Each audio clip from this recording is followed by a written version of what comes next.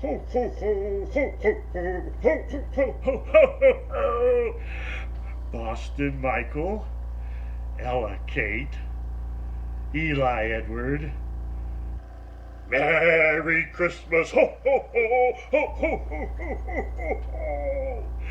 And here is one of my favorite stories, How the Grinch Stole Christmas. Merry Christmas, kiddos! Your Pap-Paw loves you. Ho, ho, ho, ho, ho, ho, ho, ho, ho, ho, ho, ho. How the Grinch Stole Christmas by Dr. Seuss. Every Who down in Whoville liked Christmas a lot. But the Grinch, who lived just north of Whoville, did not.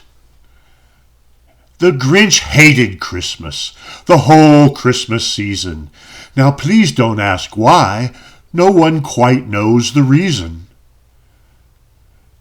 It could be his head wasn't screwed on just right. It could be, perhaps, that his shoes were too tight. But I think that the most likely reason of all may have been that his heart was 2 sizes too small. But whatever the reason, his heart or his shoes, he stood there on Christmas Eve, hating the Whos. Staring down from his cave with a sour Grinchy frown at the warm lighted windows below in their town. For he knew every Who down in Whoville beneath was busy now hanging a mistletoe wreath. And they're hanging their stockings, he snarled with a sneer. Tomorrow is Christmas. It's practically here. Then he growled with his Grinch fingers nervously drumming. I must stop. I must find some way to stop Christmas from coming. For tomorrow, he knew, all the Who girls and boys would wake bright and early. They'd rush for their toys. And then, oh, the noise. Oh, the noise, noise, noise, noise. That's one thing he hated. The noise, noise, noise, noise. Then the Whos, young and old, would sit down to a feast, and they'd feast, and they'd feast, and they'd feast, feast, feast, feast.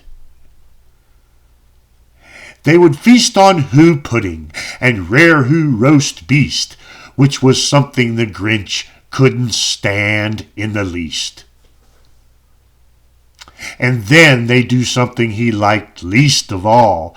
Every Who down in Whoville, the tall and the small,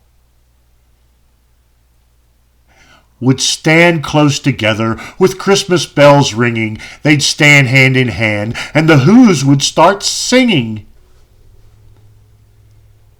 They'd sing, and they'd sing, and they'd sing, sing, sing, sing. And the more the Grinch thought of this Who Christmas sing, the more the Grinch thought, I must stop this whole thing. Why, for 53 years I've put up with it now. I must stop Christmas from coming. But how? Then he got an idea, an awful idea. The Grinch got a wonderful, awful idea. I know what to do, the Grinch laughed in his throat, and he made a quick Santa Claus hat and a coat. And he chuckled and clucked, what a great Grinchy trick! With this coat and this hat, I look just like Saint Nick. All I need is a reindeer. The Grinch looked around, but since reindeer are scarce, there was none to be found. Did that stop the old Grinch? No, the Grinch simply said, If I can't find a reindeer, I'll make one instead. So he called his dog Max, then he took some red thread, and he tied a big horn on the top of his head.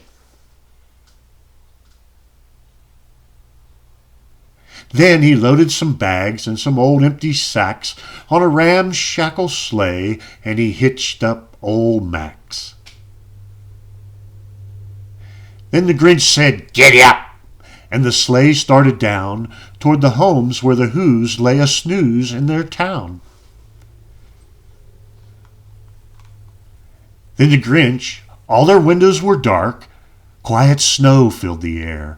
All the Whos were all dreaming sweet dreams without care. Then he came to the first little house on the square. "This is stop number 1, the old Grinchy Claus hissed, and he climbed to the roof, empty bags in his fist. Then he slid down the chimney, a rather tight pinch, but if Santa could do it, then so could the Grinch. He got stuck only once for a moment or two, then he stuck his head out of the fireplace flue. Where the little Who stockings all hung in a row, "These stockings," he grinned, "are the first things to go." Then he slithered and slunk with a smile most unpleasant around the whole room, and he took every present. Pop guns and bicycles, roller skates, drums, checkerboards, tricycles, popcorn, and plums.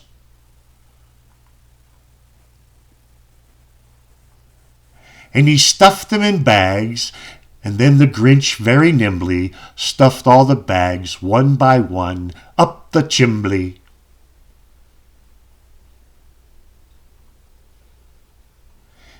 Then he slunk to the icebox. He took the Who's feast. He took the Who pudding. He took the roast beast. He cleaned out that icebox as quick as a flash. Why, that Grinch even took their last can of Who hash.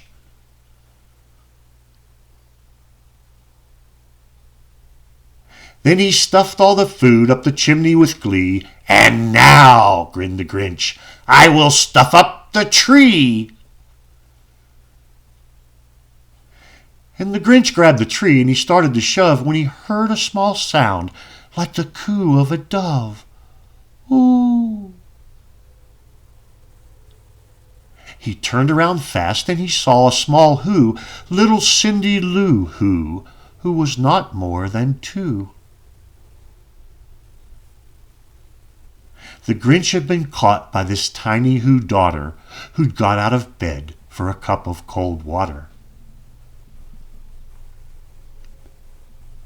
She stared at the Grinch and said, "Santa Claus, why? Why are you taking our Christmas tree? Why?" But you know that old Grinch was so smart and so slick, he thought up a lie, and he thought it up quick.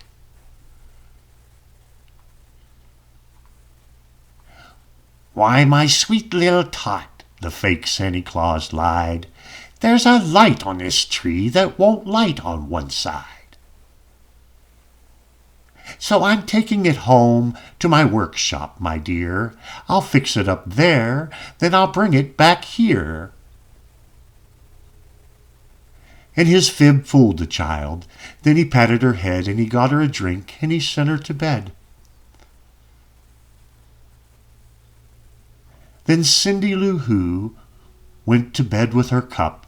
He went to the chimney and stuffed the tree up. Then the last thing he took was the log for their fire. Then he went up the chimney himself, the old liar. On their walls he left nothing but hooks and some wire.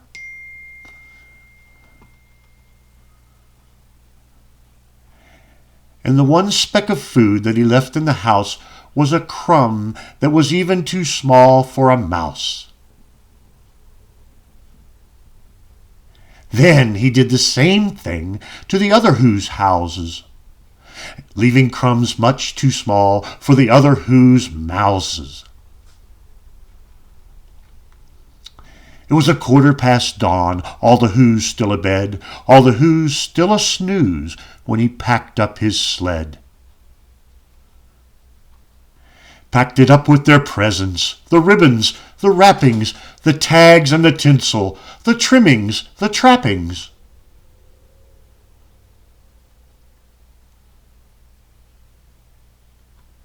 "3,000 feet up the side of Mount Crumpet, he rode with his load to the tip-top to dump it.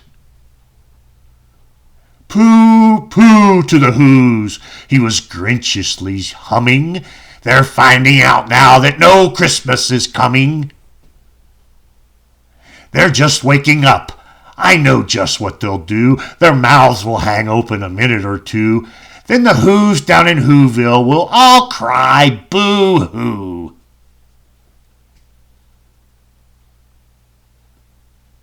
"That's a noise," grinned the Grinch, "that I simply must hear." So he paused, and the Grinch put his hand to his ear. And he did hear a sound rising over the snow. It started in low, then it started to grow. But the sound wasn't sad.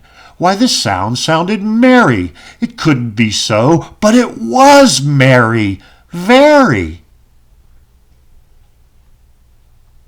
He stared down at Whoville.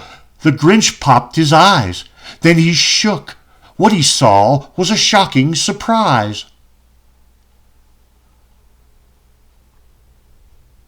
Every Who down in Whoville, the tall and the small, was singing without any presents at all. He hadn't stopped Christmas from coming. It came. Somehow or other, it came just the same. And the Grinch with his Grinch feet, ice cold in the snow, stood puzzling and puzzling. How could it be so? It came without ribbons. It came without tags. It came without packages, boxes, or bags. And he puzzled 3 hours till his puzzler was sore. Then the Grinch thought of something he hadn't before.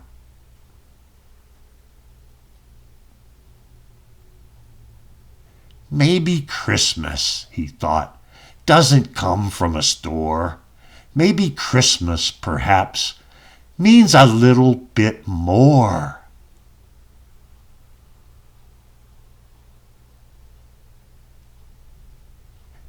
And what happened then? Well, in Whoville they say that the Grinch's small heart grew 3 sizes that day.